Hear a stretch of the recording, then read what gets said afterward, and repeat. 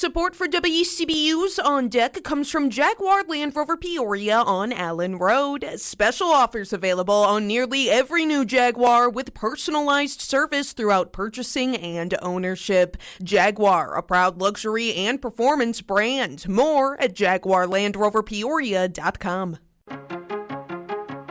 A long-awaited innovation hub is finally opening up for business in downtown Peoria. That's just one of the things you'll want to hear about to start your day for Monday, July 22nd. I'm Tim Shelley, and this is WCBU's On Deck.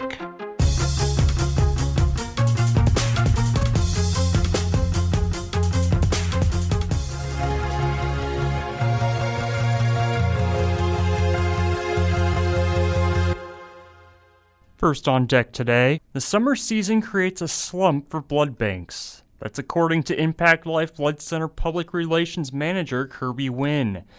He says without school-scheduled blood drives, the center sees a significant reduction in volunteer donors. It's challenging to keep up. Patient need does remain the same. Actually, the status for type O negative and O positive, we've seen some days where we had a 1.5 day supply, maybe up to a 2.5 day supply. For comparison, the center aims to have a roughly 5-day supply of any given blood type. Wynn says the drop-off becomes even steeper leading up to and right after holidays and long weekends, like this year's 4th of July. Blood donation and blood drives didn't always make it onto the agenda of people out in the community, so that we are still recovering from the donations lost during the week of the 4th. Wynn says the organization has been fighting the dip in donors by implementing measures to make the experience faster and easier. Some examples of that include online pre-registration and a mixed reality headset for donors. Reporting was contributed by Colin Shope for this story. Here are some other stories we're following in the WCBU newsroom. Illinois Governor J.B. Pritzker is praising Joe Biden's record after the president dropped out of the 2024 race, but he stopped short of endorsing Biden's preferred successor, Vice President Kamala Harris. The state's two Democratic senators likewise paid tribute to Biden, but Dick Durbin and Tammy Duckworth say the goal they're focused on now is beating Donald Trump in November. And Southern Illinois Republican lawmaker Mike Bost says Democrats should have forced Biden to step aside much earlier, and that former President Donald Trump is the, quote, clear frontrunner in the race. Find more of these stories and all the details at WCBU.org. After more than a decade in planning and development and nearly a year of construction, the Distillery Labs Innovation Hub is close to opening in downtown Peoria. Joe Deacon reports. Distillery Labs Executive Director Doug Cruitt sees the Innovation Hub as a multi-purpose, centralized location where people can pitch, refine, develop, launch, and grow new business concepts. Simply put, it's going to be meant to serve and support founders and small businesses. And we do that in a lot of different ways, but when we zoom out and look at a big picture, it's really to drive innovation, technology, economic development, retention in population, attraction with population, really to set Peoria apart as a place for innovators and startup founders to come and thrive. Construction on the $12 million project started last August, less than a month after Cruitt took over as executive director.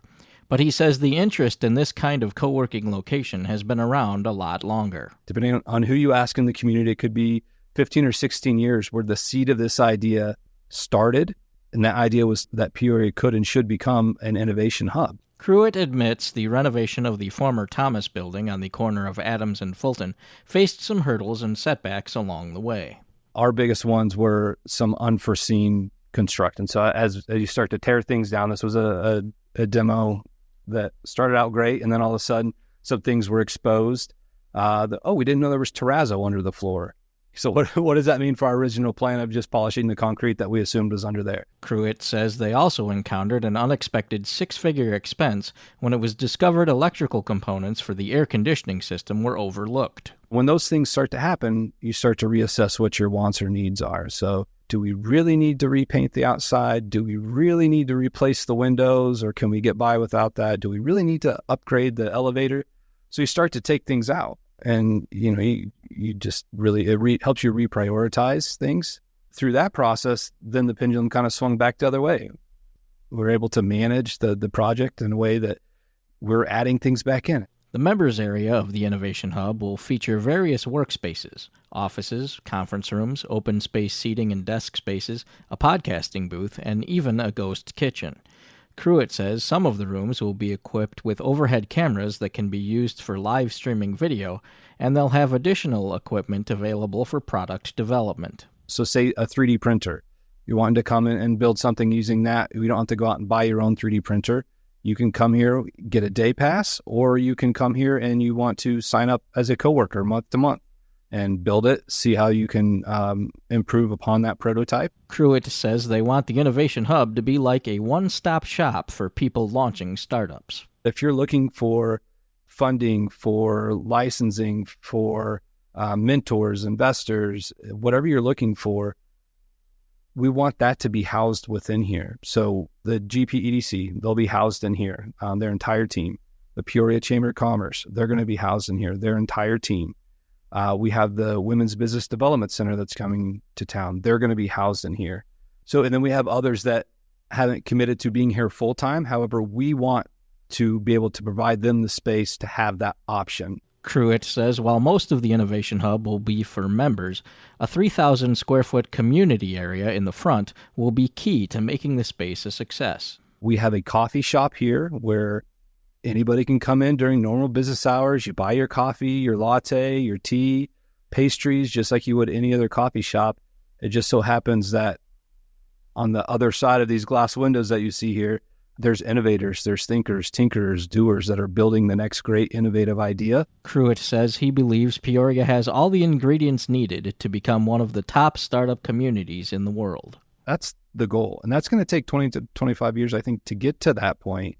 And in the meantime, it's one founder at a time, one step at a time. A ribbon cutting and grand opening for the Distillery Labs Innovation Hub is scheduled for July 30th.